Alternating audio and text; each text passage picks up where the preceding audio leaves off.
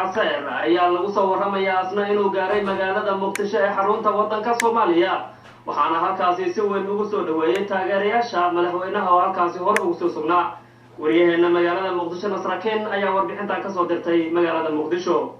waxaa maanta magaalada Muqdisho soo gaaray madaxweynaha maamul goboleedka Raas Casayr Faarax Maxamuud Yuusuf Dooxajoog waxaana madaxweynaha lagu soo dhaweeyay hotel Malayka oo kamid ah hoteelada ku yaala magaalada Muqdisho waxaana halkaas ku soo dhaweeyay bulshada reer Raas Casayr qaybaheeda kala duwan iyo sidoo kale mas'uuliyiin ka tirsan maamul goboleedka Raas Casayr oo ay kamid yihiin Saciid Saalax Ismaaciil oo ah wasiirka arrimaha federaalka iyo dastuurka ee maamul goboleedka Raas Casayr iyo sidoo kale gudoomiyaha baarlamaanka ee maamulkaasi Cabdiweli Muuse Aadan madaxweynaha Raas Casayr Faarax Maxamuud Yuusuf Dooxajoog ayaa waxa uu horeyntii ka hadlay safarku ku yimid maanta magaalada Muqdisho iyo waxyaabaha uu yimid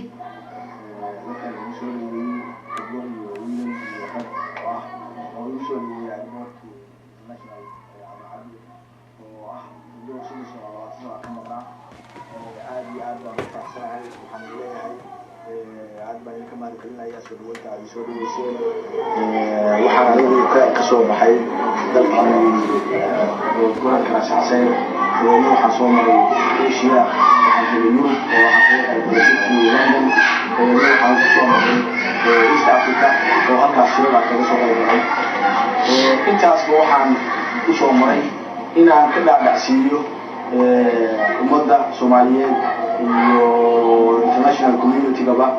Raas Casayr waxay haddana waxaan jeclahay inaan wax idin ka taabto Raas Casayr waxa weeye waa maamul goboleed ka kooban 2 gobol oo la kala yiraahdo Bunay Boolmo todoba degmaha degmooyinka ugu waaweyn waxa weeye waa laba degmo waa Baargaal waa Taageer waa Buudiye waa Bareeda waa Caluule waa Xaabo waa Cayn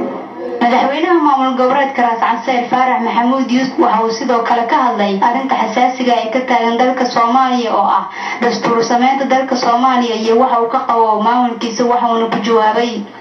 dastuurka waxa weeye dad badan waa laga soo horjeedaa oo dhalinyarada laga sheegaya waxa weeye hadda waxaan u leeyahay waxa weeye inaan ka wada tashano dadka aan xulfada dhaxay dad waxa weeye waa janaba isteedyo badan baan wada soconaa oo gacsaad wada leenahay arrimahaas oo dhan waa ka wada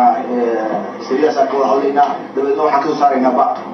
booqashada ku yimid magaalada Muqdisho maanta madaxweynaha Raas Casayr ayaa waxa ay noqonaysaa tii ugu horeysay oo ku yimaado magaalada Muqdisho oo ah caasimadda dalka Soomaaliya tan iyo intii loo doortay madaxweynenimada maamul goboleedka Raas Casayr